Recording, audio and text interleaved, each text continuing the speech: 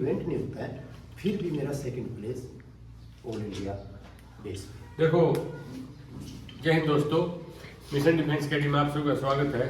तो अंकल जी मेरे गांव से हमारे पास रहे थे 10-15 दिन यहाँ सिंथेटिक ट्रैक पे।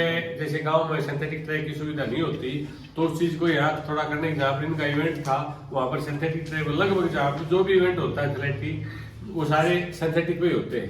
तो अंकल जी हमारे पास थे 15-20 दिन यहाँ रुकने के लिए आए थे और इन्हें अपनी सुबह शाम ट्रेनिंग करते थे खुद ही। तो इनकी उम्र हो चुकी है 58 ईयर्स और बीएसएफ से रिटायरमेंट है। आज ये कौन से वहाँ पर गेम में गए थे भी बताएंगे आपको। उसमें देखो कितने सारे मेडल, हर एक इवेंट में मतलब मेडल है, चाहे आपका कोई भी इवेंट हो। तो अंकल जी के लिए जोरदार तालियां।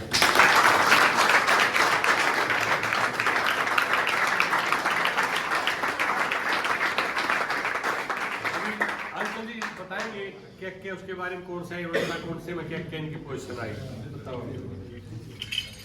हैदराबाद में ऑल इंडिया बेस कंपटीशन, यहाँ पे 400 मीटर सेकंड प्लेस।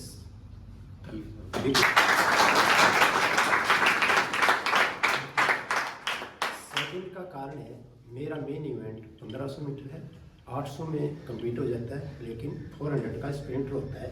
उसके साथ में मतलब कंपीट करना बहुत ही मुश्किल काम होता है। जो मीडियम रेसर होते हैं, जैसे हमारा आता है 5000 मीटर, 3000 मीटर, 1500 मीटर, हम मीडियम रेस में शामिल होते हैं।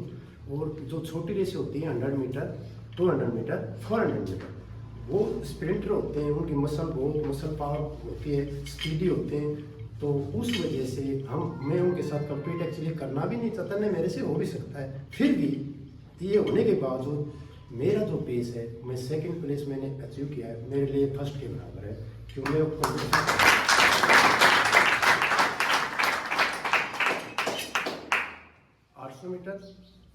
800 metre Hyderabad, timing 2:32, 2 minute 32 second. 2 minute 32 second.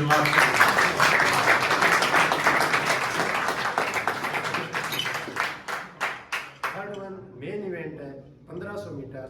1500 metre मेरा मेन इवेंट है। 5:13 में कोई कंपटीटर नहीं था हैदराबाद में, इसलिए 5।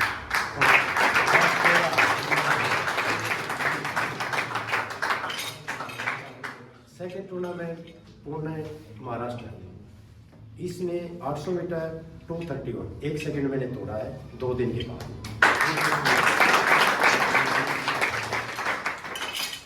1500 metre main event Maharashtra Pune, 5:03 में लगाई है और कंपटीटर नहीं है, 100 मीटर पीछे है। अगर कंपटीटर हो तो मैं 5 डाउन मार सकता था।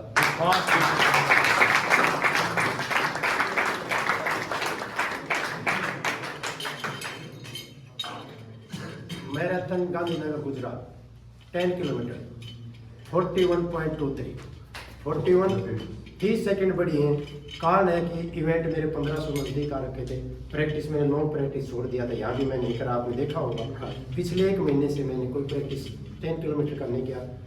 थर्ड प्लेस है, लेकिन सेकंड वो फॉल्स है। जो सेकंड बंदा है वो 40 समथिंग एज का है, उसने दूसरे का चेस्ट नंबर यूज करके, मैं कंप्लेन कर रहा हूँ उसके लिए। ऐसा इंडिया में कोई बंदा नहीं है जो मेरे को बीट करे। और उसको सब 40 में जो पहला बीट 1 नंबर पे है वो मेरा साथी है और हमेशा फर्स्ट सेकंड हम लोग होते हैं। वो थर्ड बंदा कोई नीचे कम एज में है और एंटर कर गया है चेस्ट नंबर दूसरे का यूज करके, उसका कंप्लेन करूँगा मैं सेकेंड प्लेस।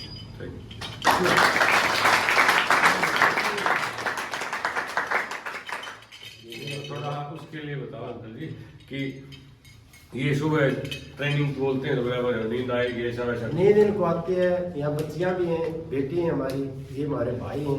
शाम को आपने जो ही यहाँ लंच का टाइम, एक डिनर होता है, उसके बाद आपको या तो पढ़ना है जो पढ़ने वाले होते हैं, नहीं तो सोना होता है।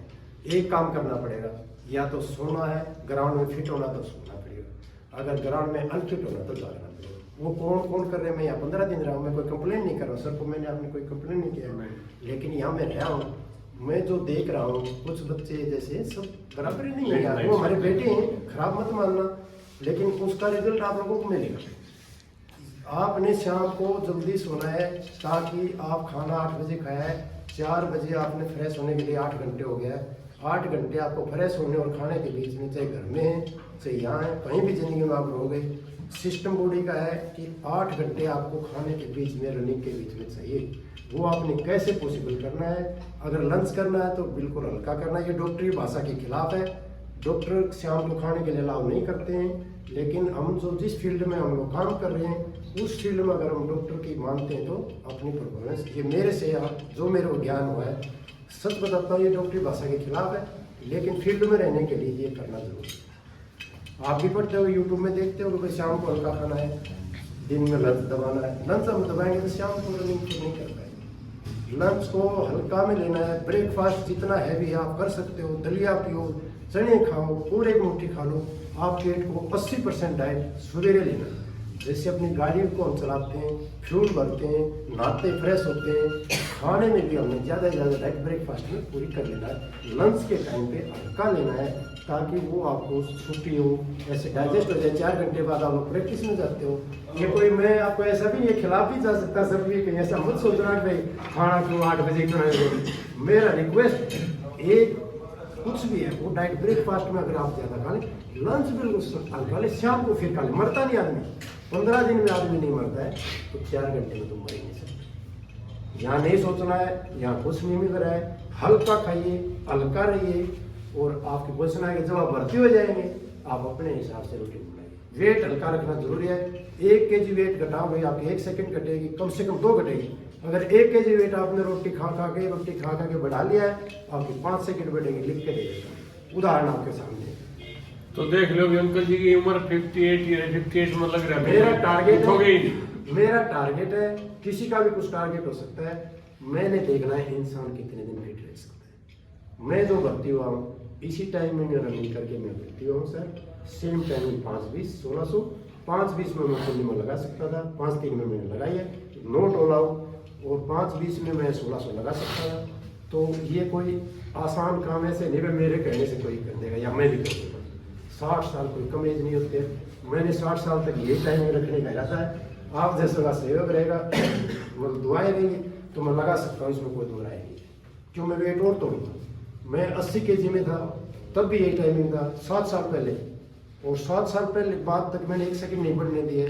तो अगले 2-3 साल में मेरे लिए मुश्किल नहीं है। अगर 5 kg और वेट हल्का कर लेता हूँ, बढ़ता जरूर लगूंगा, लेकिन टाइमिंग यही है।